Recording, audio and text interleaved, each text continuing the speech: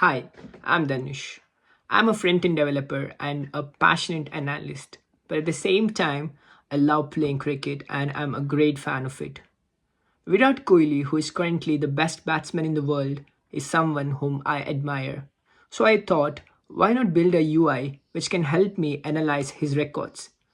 Presenting player analytics, an interactive dashboard used to analyze player performance, give insights, and also predict possible future outcomes.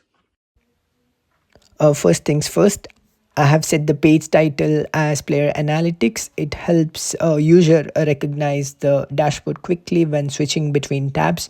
And also, the fav icon is a cricketing logo. It gives a visual identifier, making it easier to spot among many open tabs.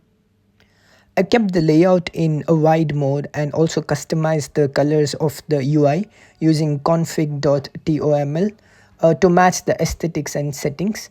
India has its cricketing jersey predominantly in blue and users generally prefer dark mode, so I have chosen this format. By default, the sidebar is closed and the sidebar is limited strictly for navigation of the different pages. With the help of radio button, the user is able to route to different pages of the dashboard, and on initial page load, the cricket performance dashboard is visible. If you're not a cricket follower, it can be a bit tricky to follow the dashboard. So let me give you a bit of context. So primarily there is three formats of cricket, which is ODI, which is the most popular format, the test, the longer format, and T20, the shorter one. Virat Kohli, whose data we are analyzing, for instance, is a three format player, so his records are distributed equally. Initially, the dashboard shows performance metrics of the overall, that is across all the three formats, and based on the tab chosen, the metric switches and the corresponding values based on the match type are shown. We can also notice that the plots below also change according to the tabs chosen, that is the match type. Say you want to see the metrics of only T20 performance, then choose the T20 tab and voila, the plot changes accordingly. Also, we can choose the format explicitly for a particular graph. So the key performance metrics which I've chosen to display is the total runs, the matches played, the average strike rate, best score, number of hundreds and number of 50s scored by a player. Let's route to the About tab. In this page, I have given a short introduction of the cricketer whose data we are analyzing. It becomes important to know whose data we are analyzing.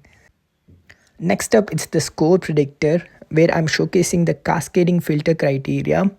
It introduces a bit of predictive analytics by selecting the match type, opposition, and ground. And based on the historical data, the model provides a potential score. We can see that the filter values are changed based on the selected preceding value. Say I choose the match type as ODI and the opposition team as England, we can clearly see that the grounds are either Indian or England grounds.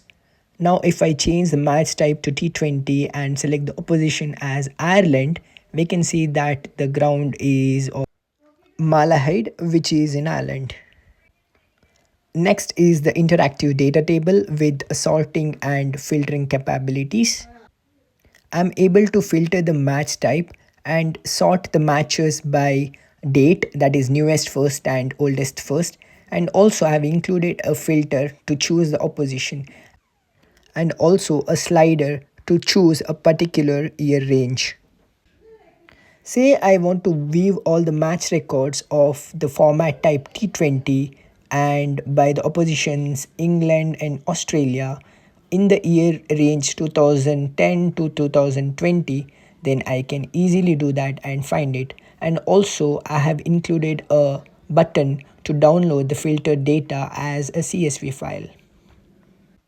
The first visualization is an area plot of runs scored versus year. I have hidden the configuration using a Streamlit expander to conditionally show and hide, which reduces the burden on the viewer and also reduces the complexity and keeps it simple. In the configuration expander, I can choose the year range and visually see like what was the run scored in the particular year. Next up is the spider plot representing matches played against different countries. In the configuration, we can choose the number of countries. By default, there is 6 countries at a time. If a user wants to know against which country he has played the most number of matches, then this plot is helpful. Up next is the top 5 scoring grounds. Though he has played in many grounds, I have limited it to 5 for easier visualization. In test, we can see that he has scored the highest number of runs in Adelaide, and in ODI it's Mirpur. Next visualization is a vertical bar plot showcasing runs by batting position. We can see that in the shorter format, he has scored the majority of the runs in number 3 position, but in the longer format, it is in the number 4 position that he has scored the highest. This helps in understanding their preferred or most effective slot in the lineup and how their role has evolved over time. This is a line chart showing total runs irrespective of the formats over the years. In the configuration, I can choose a selected range, say from 2010 to 2020. We can clearly see, and it's also visually represented, that there is a 56.68% dip in his number of runs scored. This could have been an influence due to the COVID-19 pandemic. But if I choose from 2008 to 2010, we can see that the trend is positive. In a billion-dollar sport of modern cricket where every run and every dismissal is counted and calculated, data-driven insights are paramount.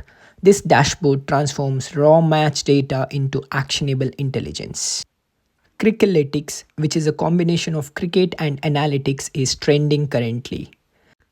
The downsides of the dashboard is that it's a preloaded CSV and it isn't live or connected to a real-time database. Fetching live data from API can be an added implementation.